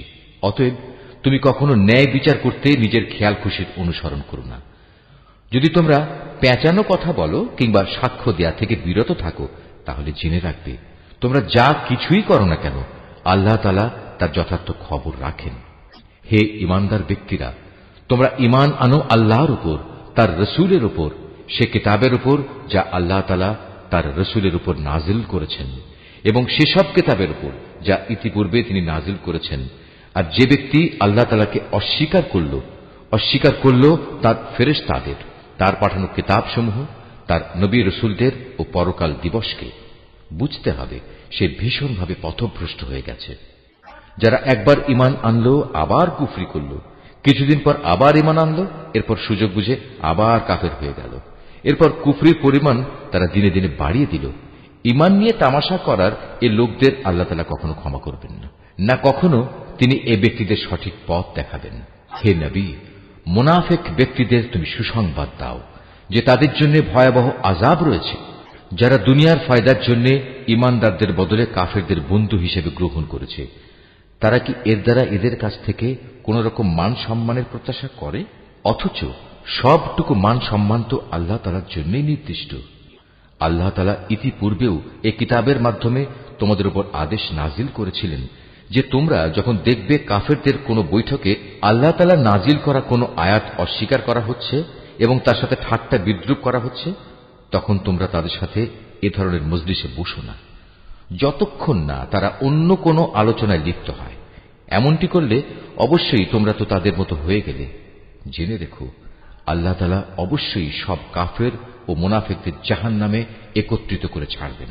যারা সবসময় তোমাদের শুভ দিনের প্রতীক্ষায় থাকে, যদি আল্লাহ তাআলার অনুগ্রহে তোমাদের বিজয় আসে, তখন এরা কাছে এসে বলবে, কেন আমরা কি এই যুদ্ধে তোমাদের পক্ষে ছিলাম না? আবার যদি কখনো কাফেরদের ভাগে বিজয়ের অংশ লেখা হয়, তাহলে এরা সেখানে গিয়ে বলবে, আমরা কি তোমাদের মুসলমানদের কাছ থেকে রক্ষা করিনি? এমন অবস্থায় শেষ বিচারের দিনেই আল্লাহ তাআলা তোমাদের উভয়ের মাঝে ফয়সালা শুনিয়ে দেবেন এবং আল্লাহ তাআলা সেদিন মোমেনদের বিরুদ্ধে এ কাফেরদের কোনো অজুহাত পেশ করার পথ অবশিষ্ট রাখবেন না। অবশ্যই মুনাফিকরা আল্লাহ তাআলাকে ধোঁকা দেয়। মূলত এর মাধ্যমে আল্লাহই তাদের প্রতারণায় ফেলে দিচ্ছেন। এরা যখন নামাজে দাঁড়ায় তখন একান্ত আলস্য ভরেই দাঁড়ায়, আর তাও কেবল লোক দেখানোর জন্যই। এরা আল্লাহ তাআলাকে আসলে কমই স্মরণ করে। এরা কুফরি ও ইমানের এ দুটানায় দোদুল্যমান। এরা না এদিকে না ওদিকে। তুমি সে ব্যক্তিকে কখনো সঠিক পথ দেখাতে পারবে না যাকে আল্লাহ তাআলাই গুমরাহ করে দেন। হে ইমানদার বান্দারা, তোমরা ইমানদার ব্যক্তিদের বাদ দিয়ে কাফেরদের নিজেদের বন্ধুরূপে গ্রহণ করো না। তোমরা কি তাদের বন্ধুরূপে গ্রহণ করে আল্লাহ তাআলার কাছে তোমাদের বিরুদ্ধে কোনো সুস্পষ্ট প্রমাণ তুলে দিতে চাও? এ কাফের ও মুনাফিকরা জাহান্নামের সর্বনিম্ন স্তরে অবস্থান করবে। তুমি সেদিন তাদের জন্য কোনো সাহায্যকারী খুঁজে পাবে না। তবে তাদের কথা আলাদা, যারা তওবা করে এবং পরবর্তী জীবন সংশোধন করে নেয়, আল্লাহ তাআলার রশি শক্ত করে ধরে রাখে এবং একমাত্র আল্লাহ তাআলার উদ্দেশ্যেই স্বীয় জীবন বিধান একনিষ্ঠ করে নেবে। এসব লোকেরা অবশ্যই সেদিন বিশ্বাসী বান্দাদের সাথে অবস্থান করবে। আর অচিরেই আল্লাহ তাআলা তার ঈমানদার বান্দাদের বড় ধরনের পুরস্কার দেবেন। তোমরাই বলো, আল্লাহ তাআলা কি খামোখা তোমাদের শাস্তি দেবেন যদি তোমরা তার প্রতি কৃতজ্ঞতা আদায় করো এবং তার উপর ঈমান আনো? বস্তুত আল্লাহ তাআলা হচ্ছেন সর্বোচ্চ পুরস্কার দাতা, সম্যক ওয়াকিবহাল। আল্লাহ তাআলা প্রকাশ্যভাবে মন্দ কথা বলা কখনো পছন্দ করেন না। তবে যে ব্যক্তির উপর অবিচার করা হয়েছে তার কথা আলাদা। আল্লাহ তাআলা ভালোভাবেই শোনেন এবং জানেন। ভালো কাজ তোমরা প্রকাশ্যে করো কিংবা তা গোপনে করো, অথবা কোনো মন্দ কাজের জন্য যদি তোমরা ক্ষমা করে দাও, তাহলে তোমরা দেখতে পাবে আল্লাহ তাআলা অতি ক্ষমাশীল ও প্রবল শক্তিমান। সে অভিশপ্ত শয়তান তাদের নানা প্রতিশ্রুতি দেয়, তাদের সামনে মিথ্যা বাসনার মায়াজাল সৃষ্টি করে, আর শয়তান যা প্রতিশ্রুতি দেয় তা হচ্ছে প্রতারণা মাত্র। এরাই হচ্ছে সেসব হতভাগ্য ব্যক্তি যাদের আবাসস্থল হচ্ছে জাহান্নাম, যার আযাব থেকে মুক্তির কোনো পন্থাই তারা খুঁজে পাবে না। অপরদিকে যারা শয়তানের প্রতিশ্রুতি উপেক্ষা করে আল্লাহ তাআলার উপর ঈমান আনবে এবং ভালো কাজ করবে, তাদের আমি অচিরেই এমন এক জান্নাতে প্রবেশ করাবো যার তলদেশ দিয়ে ঝর্ণাধারা বইতে থাকবে। তারা সেখানে অনন্তকাল ধরে অবস্থান করবে। আল্লাহর ওয়াদা সত্য, আর আল্লাহর চাইতে বেশি সত্য কথা কে বলতে পারে? মানুষের ভালো মন্দ যেমনি তোমাদের খেয়াল খুশির সাথে জড়িত নয়, তেমনি তা আহলে কিতাবদের খেয়াল খুশির সাথেও সম্পৃক্ত নয়। আসল কথা হচ্ছে, যে ব্যক্তি কোনো গুনাহের কাজ করবে তাকে তার প্রতিফল ভোগ করতে হবে। আর এ পাপী ব্যক্তি সেদিন আল্লাহ তাআলা ছাড়া অন্য কাউকেই নিজেদের পৃষ্ঠপোষক ও সাহায্যকারী হিসেবে পাবে না। পক্ষান্তরে যে ব্যক্তি কোনো ভালো কাজ করবে, নর কিংবা নারী, সে যদি ঈমানদার অবস্থায় তা সম্পাদন করে, তাহলে সে এবং তার মতো সব লোক অবশ্যই জান্নাতে প্রবেশ করবে। পুরস্কার দেওয়ার সময় তাদের উপর বিন্দু মাত্র অবিচার করা হবে না। যেতে উত্তম জীবন বিধান আর কার হতে পারে যে আল্লাহ তাআলার নির্দেশের সামনে মাথা নত করে দেয়? মূলত সেই হচ্ছে নিষ্ঠাবান ব্যক্তি। তদুপরি সে নিষ্ঠার সাথে ইব্রাহিমের আদর্শ মেনে চলে। আর আল্লাহ তাআলা ইব্রাহিমকে স্বীয় বন্ধুরূপে গ্রহণ করেছেন। আসমান ও জমিনে যা কিছু আছে তার সবকিছুই আল্লাহ তাআলার জন্য, আর আল্লাহ তাআলা তাঁর ক্ষমতা দিয়ে সবকিছুই পরিবেষ্টন করে আছেন। হে নবী, তারা তোমার কাছে নারীদের ব্যাপারে সিদ্ধান্ত জানতে চায়। তুমি তাদের বলো, আল্লাহ তাআলা তাদের ব্যাপারে তোমাদের জানিয়ে দিচ্ছেন তা সেই এতিম নারীদের সম্পর্কিত ব্যাপার, আর এই কিতাব থেকে যা কিছু তোমাদের উপর পঠিত হচ্ছে। আল্লাহ তাআলা তাদের জন্য যেসব অধিকার দান করেছেন যা তোমরা আদায় করতে চাও না, অথচ তোমরা তাদের বিয়ে ঠিকই করতে চাও। অসহায় শিশু সন্তান ও এতিমদের ব্যাপারে তোমাদের বলা হচ্ছে তোমরা যেন সুবিচার কায়েম করো। তোমরা যেটুকু সৎ কাজই করো, আল্লাহ তাআলা তার সবকিছু সম্পর্কেই সম্যকভাবে অবহিত রয়েছেন। যদি কোনো স্ত্রীলোক তার স্বামীর কাছ থেকে দুর্ব্যবহার কিংবা অবজ্ঞার আশঙ্কা করে, তাহলে সে অবস্থায় পারস্পরিক ভালোর জন্য আপোষ নিষ্পত্তি করে নিলে তাদের উপর এতে কোনো দোষ নেই, কারণ সর্বাবস্থায় আপোষ মীমাংসার পন্থাই হচ্ছে উত্তম পন্থা। কিন্তু সমস্যা হচ্ছে মানুষ আপোষ করতে গেলে লালসার দিকেই বেশি পরিমাণে ধাবিত হয়ে পড়ে। কিন্তু তোমরা যদি সততার পন্থা অবলম্বন করো এবং শয়তানের কাছ থেকে নিজেকে রক্ষা করো, তাহলে সেটাই তোমাদের জন্য ভালো, কারণ আল্লাহ তাআলা তোমাদের সব কর্মকাণ্ড অবলোকন করে থাকেন। তোমরা কখনো একাধিক স্ত্রীদের মাঝে ইনসাফ করতে পারবে না, যদিও মনে প্রাণে তোমরা তা চাইবে। তাই তাদের একজনের দিকে তুমি এমন ভাবে ঝুঁকে পড়ো না যে দেখে মনে হবে আরেকজনকে ঝুলন্ত অবস্থায় রেখে দিয়েছ। তোমরা যদি সংশোধনের চেষ্টা করো এবং আল্লাহ তাআলাকে ভয় করো, তাহলে তুমি দেখবে আল্লাহ তাআলা অতি ক্ষমাশীল ও পরম দয়ালু। অতঃপর যদি সত্যি সত্যি তারা একে অপরের কাছ থেকে বিচ্ছিন্ন হয়ে যায়, তাহলে আল্লাহ তাআলা তার ভাণ্ডার থেকে দান করে তাদের সবাইকে পারস্পরিক মুখাপেক্ষিতা থেকে রেহাই দেবেন। আল্লাহ তাআলা নিঃসন্দেহে প্রাচুর্যময় ও প্রশংসাভাজন। আসমান জমিনে যা কিছু আছে সবই আল্লাহ তাআলার জন্য। তোমাদের আগেও যাদের কাছে কিতাব নাজিল করা হয়েছিল তাদের আমি এই নির্দেশ দিয়েছিলাম যেন তারা আল্লাহ তাআলাকে ভয় করে। আমি তোমাদেরও নির্দেশ দিচ্ছি। আর যদি তোমরা আল্লাহকে অস্বীকার করো, তাহলে জেনে রেখো আকাশ পাতালে যা কিছু আছে সবকিছুই তো আল্লাহ তাআলার জন্য। আল্লাহ তাআলা বেনিয়াজ, সব প্রশংসা তাঁরই প্রাপ্য। অবশ্যই আসমান জমিনের সব কয়টি জিনিসের মালিকানা তাঁর। যাবতীয় কর্ম সম্পাদনে আল্লাহ তাআলাই যথেষ্ট। হে মানুষ, তিনি চাইলে যে কোনো সময় জমিনের কর্তৃত্ব থেকে তোমাদের অপসারণ করে অন্য কোন সম্প্রদায়কে এনে বসিয়ে দিতে পারেন। এ কাজে তিনি অবশ্যই ক্ষমতাবান। তোমাদের মধ্যে যে ব্যক্তি এ দুনিয়াতেই তার পুরস্কার পেতে চায়, তার জেনে রাখা উচিত আল্লাহ তাআলার কাছে তো ইহকাল পরকাল এ উভয়কালের পুরস্কারই রয়েছে। আল্লাহ তাআলা তো সবকিছু শোনেন এবং সবকিছুই দেখেন। যারা আল্লাহ তাআলা ও তার রসুলদের অবিশ্বাস করে এবং আল্লাহ তাআলা ও রসুলদের মাঝে এই বলে একটা পার্থক্য করতে চায় যে আমরা রসুলদের কয়েকজনকে স্বীকার করি আবার কয়েকজনকে অস্বীকার করি, এর দ্বারা আসলে এরা নিজেদের জন্য একটা মাঝামাঝি রাস্তা বের করে নিতে চায়। এরাই হচ্ছে সত্যিকারের কাফের। আর আমি এ কাফেরদের জন্যই নির্দিষ্ট করে রেখেছি এক চরম লাঞ্ছনাদায়ক শাস্তি। অপরদিকে যারা আল্লাহ তাআলা ও তার রসুলের উপর ঈমান আনে এবং তার পাঠানো নবী রসুলদের একজনের সাথে আরেকজনের কোন রকম পার্থক্য করে না, এরাই হচ্ছে সেসব লোক যাদের তিনি অচিরেই অনেক পুরস্কার দান করবেন। প্রকৃতপক্ষে আল্লাহ তাআলা অত্যন্ত ক্ষমাশীল ও মহাদয়ালু। কিতাবের লোকেরা তোমার কাছে চায় তুমি যেন আসমান থেকে তাদের জন্য কোন কিতাব নাজিল করো। এরা তো মূসার কাছে এর চাইতে বড় রকমের দাবি পেশ করেছিল। তখন তারা বলেছিল, হে মূসা, তুমি স্বয়ং আল্লাহ তাআলাকেই আমাদের প্রকাশ্যভাবে দেখিয়ে দাও। অতঃপর তাদের এই বাড়াবাড়ির জন্য তাদের উপর প্রচন্ড বজ্রপাত এসে নিপতিত হয়েছে এবং এ সম্পর্কিত সুস্পষ্ট প্রমাণসমূহ তাদের কাছে আসার পরেও তারা গোবাছুরকে উপাস্য হিসেবে গ্রহণ করেছে। অতঃপর আমি তাদের এ অপরাধ ক্ষমা করে দিলাম এবং আমি মূসাকে স্পষ্ট প্রমাণসহ কিতাব দান করলাম। এদের ওপর তুর পাহাড়কে উঠিয়ে উঁচু করে ধরে আমি এদের কাছ থেকে আনুগত্যের প্রতিশ্রুতি আদায় করেছিলাম। আমি তাদের বলেছিলাম, নগরের দ্বার প্রান্ত দিয়ে ভেতরে প্রবেশ করার সময় তোমরা একান্ত অনুগত হয়ে ঢুকবে। আমি তাদের আরো বলেছিলাম, তোমরা শনিবারে মাছ ধরে আমার বিধানের সীমা লঙ্ঘন করো না।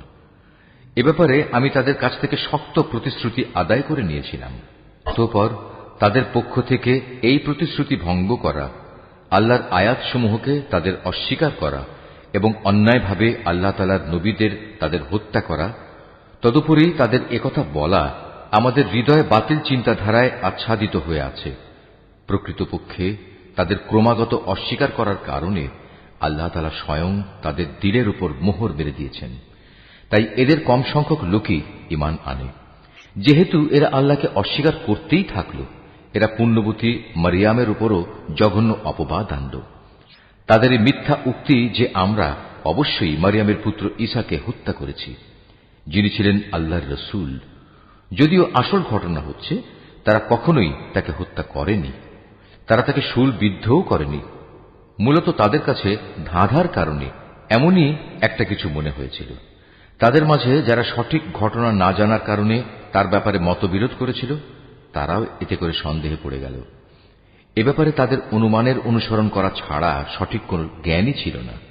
তবে এটুকু নিশ্চিত, তারা তাকে হত্যা করেনি, বরং আসল ঘটনা ছিল আল্লাহ তাআলা তাকে তার নিজের কাছে তুলে নিয়েছেন।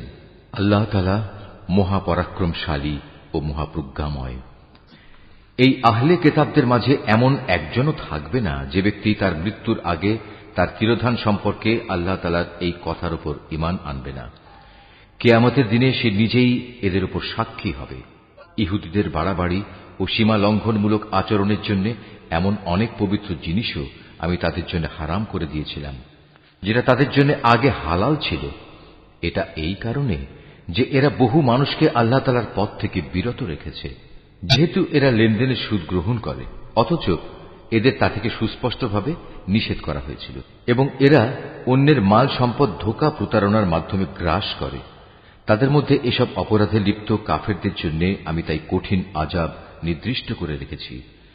কিন্তু তাদের মধ্যে যাদের আবার জ্ঞানের গভীরতা রয়েছে, তারা এবং এমন সব ঈমানদার যারা তোমার উপর যা কিছু নাজিল হয়েছে তার উপর বিশ্বাস করে, সাথে সাথে তোমার পূর্ববর্তী নবী ও রসুলদের উপর যা নাজিল হয়েছে তার উপরও বিশ্বাস করে, নামাজ প্রতিষ্ঠা করে, যাকাত আদায় করে, সর্বোপরি আল্লাহ তাআলা ও শেষ দিনের উপর ঈমান আনে। মূলত এরাই হচ্ছে সেসব সৌভাগ্যবান মানুষ যাদের অচিরেই আমি মহাপুরস্কার দেব। হে নবী, আমি তোমার কাছে আমার ওহী পাঠিয়েছি, যেমনি করে আমি ওহী পাঠিয়েছিলাম নূহ ও তার পরবর্তী নবীদের প্রতি। আমি আরো ওহী পাঠিয়েছিলাম ইব্রাহিম, ইসমাইল, ইসহাক, ইয়াকুব ও তার বংশধরদের কাছে। ওহী পাঠিয়েছি ঈসা, আইয়ুব, ইউনুস, হারুন ও সুলাইমানের কাছেও। অতঃপর আমি দাউদের ওপর জাবুর গ্রন্থ অবতীর্ণ করেছি। রসুলদের মাঝে এমনও অনেকে আছে যাদের কথা ইতিপূর্বে আমি তোমার কাছে বলেছি, কিন্তু এদের মাঝে বহু রসুল এমনও আছে যাদের নাম ঠিকানা কিছুই আমি তোমাকে বলিনি। মুসার সাথে তো আল্লাহ তাআলা কথাও বলেছেন। রসুলরা ছিল জান্নাতের সুসংবাদবাহী ও জাহান্নামের ভয় প্রদর্শনকারী। তাদের এজন্যই পাঠানো হয়েছিল যাতে করে রসুলদের আগমনের পর আল্লাহ তাআলার উপর মানব জাতির কোন অজুহাত খাড়া করার সুযোগ না থাকে। সত্যি আল্লাহ তাআলা মহাপরাক্রমশালী ও প্রজ্ঞাময়। কিন্তু মানুষ যত অজুহাতই পেশ করুক না কেন, আল্লাহ তোমার উপর যা কিছু নাজিল করেছেন তা তাঁর প্রত্যক্ষ জ্ঞানের মাধ্যমেই করেছেন। ফেরেশতারাও তো একথার সাক্ষ্য দেবে, যদিও ওহীর সাক্ষ্য প্রদানের জন্য আল্লাহ তাআলা একাই যথেষ্ট। নিশ্চয়ই যারা এই ওহী অস্বীকার করে এবং অন্য মানুষদেরও আল্লাহ তাআলার পথ থেকে সরিয়ে রাখে, তারা আসলে গুমরাহী ও পথভ্রষ্টতায় অনেক দূর এগিয়ে গেছে। নিশ্চয়ই যারা কুফরি করল এবং চরমভাবে সীমা লঙ্ঘন করল, তাদের ব্যাপারে এটা কখনো হবে না যে আল্লাহ তাআলা তাদের ক্ষমা করে দেবেন, না তিনি তাদের সঠিক রাস্তা দেখাবেন। হ্যাঁ, একটি মাত্র রাস্তাই তাদের জন্য উন্মুক্ত থাকবে, এবং তা হচ্ছে জাহান্নামের রাস্তা, যেখানে তারা অনন্তকাল ধরে পড়ে থাকবে। শাস্তি প্রদানের এ কাজ আল্লাহর জন্য খুবই সহজ। হে মানুষরা, আল্লাহ তাআলার কাছ থেকে তোমাদের জন্য সঠিক বিধান নিয়ে রসুল এসেছে।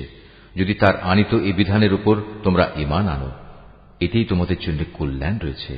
আর তোমরা যদি তা মেনে নিতে অস্বীকার করো, তাহলে জেনে রেখো এই আসমান জমিনের সর্বত্র যেখানে যা কিছু আছে তার সবকিছুই আল্লাহ তাআলার জন্য, এবং আল্লাহ তাআলা সর্বজ্ঞ, কুশলী। হে কিতাবধারীরা, নিজেদের দ্বীনের ব্যাপারে তোমরা বাড়াবাড়ি করো না, এবং ঈসার ঘটনা নিয়ে আল্লাহ তাআলা সম্পর্কে সত্য ছাড়া কোনো মিথ্যা বলো না।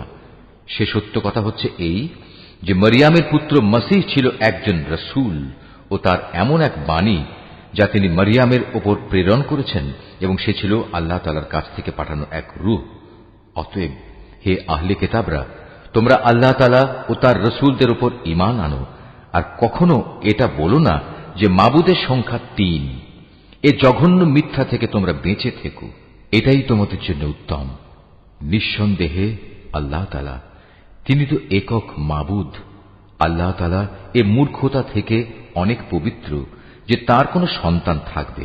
এ আকাশ ও ভূমণ্ডলের সব কিছুর মালিকানাই তো তাঁর, আর অভিভাবক হিসেবে আল্লাহ তাআলা যথেষ্ট।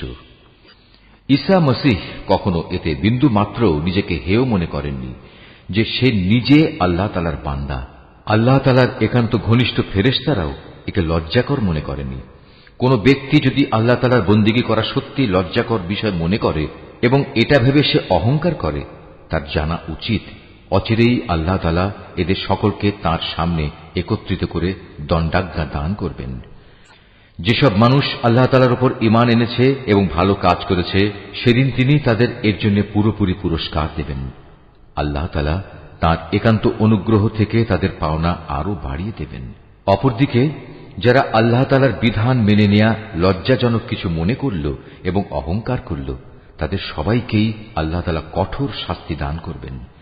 সেদিন তারা আল্লাহকে ছাড়া দ্বিতীয় কোনো অভিভাবক ও সাহায্যকারী পাবে না। হে মানুষ, তোমাদের মালিকের কাছ থেকে তোমাদের কাছে একটি উজ্জ্বল প্রমাণ এসেছে এবং আমি তোমাদের কাছে উজ্জ্বল জ্যোতি নাজিল করেছি। অতঃপর যারা সে জ্যোতি দিয়ে ঈমান আনল এবং তাকে শক্ত করে আঁকড়ে ধরল, আল্লাহ তাআলা তাদের অচিরেই তাঁর অফুরন্ত দয়া ও অনুগ্রহে জান্নাতে প্রবেশ করাবেন এবং তাদের তিনি সঠিক পথে পরিচালিত করবেন। হে নবী, তারা তোমার কাছে বিভিন্ন বিষয়ে ফতোয়া জানতে চায়। তুমি বলো, আল্লাহ তাআলা সে ব্যক্তির উত্তরাধিকার সংক্রান্ত ব্যাপারে তোমাদের তাঁর সিদ্ধান্ত জানাচ্ছেন, যার মাতা পিতা কেউই নেই, আবার তার নিজেরও কোনো সন্তান নেই। এ ধরনের কোনো ব্যক্তি যদি মারা যায় এবং সে ব্যক্তি যদি সন্তানহীন হয় এবং তার একটি বোন থাকে, তাহলে সে বোনটি সে মৃত ব্যক্তির পরিত্যক্ত সম্পত্তির অর্ধাংশের মালিক হবে। অপরদিকে সে যদি নিঃসন্তান হয়, তাহলে সে তার বোনের সম্পত্তির উত্তরাধিকারী হবে। আবার যদি তারা দুজন হয়, তাহলে তারা দুই বোন সেই পরিত্যক্ত সম্পত্তির 3 ভাগের 2 ভাগ অংশের মালিক হবে। যদি সে ভাই বোনেরা কয়েকজন হয়, তাহলে মেয়েদের অংশ 1 ভাগ ও পুরুষদের অংশ 2 ভাগ হবে।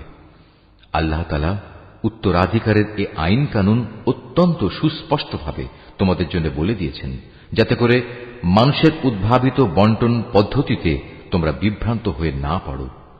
আল্লাহ তাআলা সব কিছুর ব্যাপারেই